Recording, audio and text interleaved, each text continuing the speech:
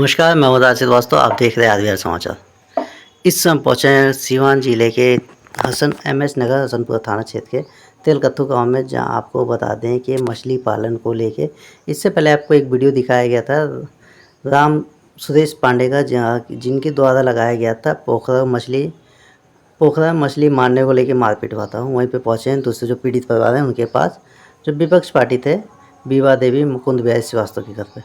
आपको बता दें कि यहाँ पे जो मछली पालन को लेके विवाद हुआ था, तो उसी मछली मारने को लेके विवाद चल रहा था यहाँ पे। आज जानते हैं मुकुंद बिहारी श्रीवास्तव में बीवा देवी, उनसे जानेंगे पूरा मामला क्या है कि आखिर मछली मारने को लेके विवाद क्यों हुआ। अपना परिचय बताएं पहले।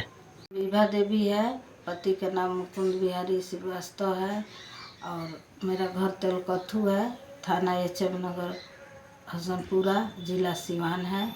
अच्छा, क्या मामला था जो पोखरा को लेके विवाद चल रहा था, मछली पालन को लेके मारने को लेके, क्या विवाद है ये? मेरा पोखरा में मशीन लगाए थे राम सुरेश पांडे, चोरी से।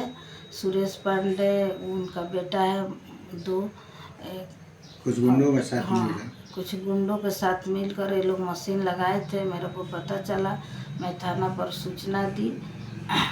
थाना प्रभारी कुछ नहीं बोले, फिर मैं गई वहाँ जाकर उनको बोली। फिर वहाँ से थाना आया था। थाना आया, हम लोग गए, दिखाए, मशीन वशीन बंद नहीं किए। फिर थाना उनके घर में घुस गया। घुस के क्या बात हुआ क्या नहीं, 1 घंटा थाना उनके घर में थे और हम लोग वहीं पर बाहर में थे। थाना मेरे से कुछ नहीं बोले और उधर से निकल कर पीछे का रास्ता से चले गए। अब मेरे को कुछ नहीं बताए कि मतलब क्या बात हुआ क्या नहीं हुआ। फिर मैं 112 को कॉल की। अच्छा, जिस समय थाना आया था उस समय मछली मारना रोका था कि बस चालू था? नहीं, चालू था, नहीं रोके। मशीन नहीं बंद किए। तो वही हम लोग बोले कि आप आए हैं तो विवाद मत बढ़ाइए, मशीन बंद करा दीजिए। तो कुछ नहीं बोले और उनके घर में घुसे। 1 घंटा उनके घर में थे, 1 घंटा के बाद निकले और चले गए। हम लोग से कुछ भी नहीं बोले कि हाँ बंद कराएंगे या नहीं कराएंगे। उसके बाद हम लोग 112 को कॉल किए, 112 आए। 112 आए, हम लोग ले जाकर दिखाए उनके पोखरा ले जाकर दिखाए तो वो लोग बोले कि वहाँ से 2 आदमी भागा।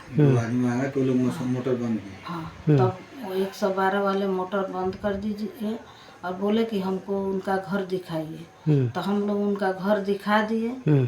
घर दिखाकर उसके बाद हम लोग हट गए। वहाँ से हम लोग कुछ दूर पर 10 कदम हट गए।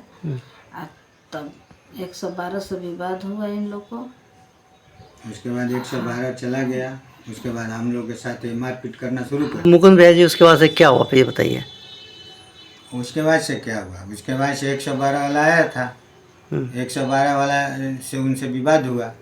फिर वो था बड़ा बाबू को कि किसको फ़ोन किया 112 वाला। और उसके बाद से वो कोई होगा जो अफसर होगा, इनको कुछ बोला होगा। वो लोग यहाँ से जाने लगे। जैसे वो लोग यहाँ से निकले तब सब हम लोग से, हमारे परिवार वालों से, हमारे लड़के से, बच्ची से, हमारे फैमिली औरत से, सबसे मार झगड़ा करने लगे। सब लाइट बुता दिया सब बाहर दरवाजा का।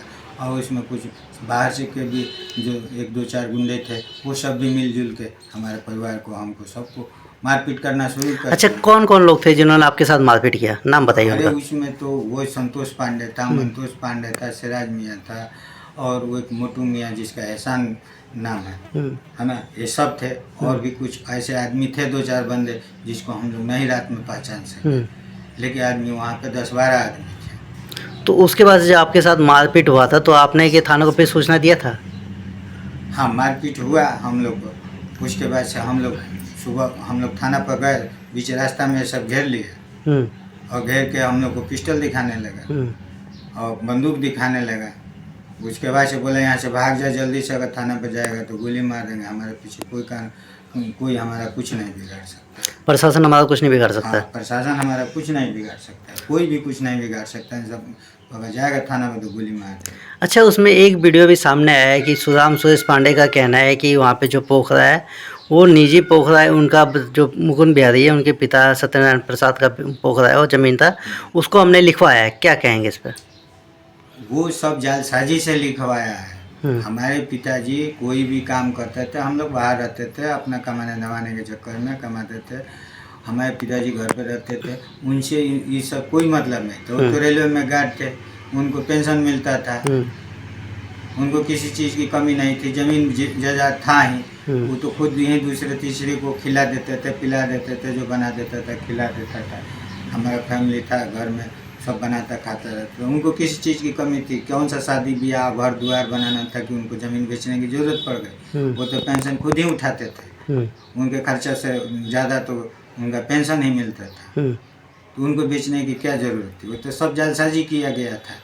किनके द्वारा जालसाजी किया है? राम सुरेश पांडे और ये अर्धेंदु शेखर और उर्फ संतोष कुमार और पूर्णेंदु शेखर उर्फ मंतोष कुमार, इन लोगों के द्वारा क्या गया? इन लोगों के द्वारा सारे जितने भी मेरे ये मुकदमे की ज़मीन है सब पर मैं अब हमको जानकारी जब से हुआ है तब से हम लोग मर मुकदमा केस फाइल कर करके और ये केस में हार भी रहा है। और उसके बाद भी ये ज़बरदस्ती दबंगई से बदमाशी गुंडों के साथ में हम लोग के ऊपर अत्याचार कर रहा है और हमारे ज़मीन को चाह रहा है कि ज़बरदस्ती दखल कब्जा कर लिया जाए।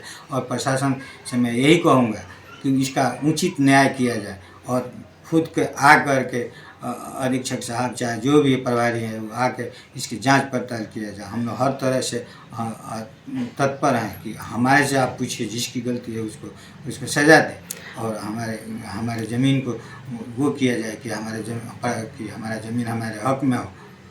एसपी साहब से क्या मांग करते हैं आप? हम एसपी साहब से यही मांग करेंगे कि प्रशासन मेरे साथ हो और मेरा साथ कागज़ पत्र देखे और जो कानूनी कागज़ वो भी देखें और हमारे साथ जो अत्याचार हो रहा है उस अत्याचार को रोका जाए और रोकने का प्रयास किया जाए, जिससे कि मैं अपने परिवार में रह सकूँ और शांति से अपना गुजारिश कर सकूँ। तो क्या यहाँ पे ये भी देखा है आप लोग को जान से मारने की धमकी भी मिल रही है? बहुत धमकी तो हरदम ही बराबर हमारे घर रोड के पास में ही है, चारों तरफ से मेरे घर के आजू बाजू में रोड है। वो रात में बिरात में कभी कोई 2-4 बंदे गुंडे बदमाश आते हैं, सब बैठते हैं। हम लोग डर से बाहर नहीं निकलते हैं। शाम को 8 बजे 7:30-8 बजे हम लोग अपना दरवाज़ा बंद करके अंदर रह जाते। तो वो ऐसा भी होता है, कभी चिल्लाते हैं, सब गाली देते हैं, आँट करते हैं, सब हमारे दरवाजे पर ईंट पत्थर भी मारते हैं, जिससे मेरा दरवाज़ा भी टूट गया है। ये सब इन्हीं लोगों का काम है, दूसरे किसी का काम नहीं। ये अपने आदमियों को भेज करके जब भी आप जो भी प्रशासन हो आप आके इंक्वायरी कर सकते हैं कि हमारे गेट में अभी कर लीजिए, 1 घंटा में कर लीजिए, 10 मिनट में कर लीजिए। देखिए कि मेरे दरवाजे को कैसे सब ईंट पत्थर से या मार के हम लोग को गाली गलौज रात में 12 बजे 1 बजे हम लोग को सोना हराम कर देता है। ये सब का यही धंधा है, ये सब रुपया के बल पर हम लोग को प्रताड़ित कर रहा है। सर मारपीट हुआ था तो क्या हुआ था? मेरे साथ मारपीट हुआ तब मेरा मोबाइल छीन लिया गया और मेरी लड़की का चेन और मंगलसूत्र छीन लिया गया और उसको मारपीट भी हुआ और मेरा सामान भी छीन लिया गया। किन लोगों के द्वारा मारपीट किया गया? किन लोगों के द्वारा छीना कर लिया गया? किन लोगों के द्वारा? ये थे संतोष पांडे, मंतोष पांडे, राम सुरेश पांडे और सिराज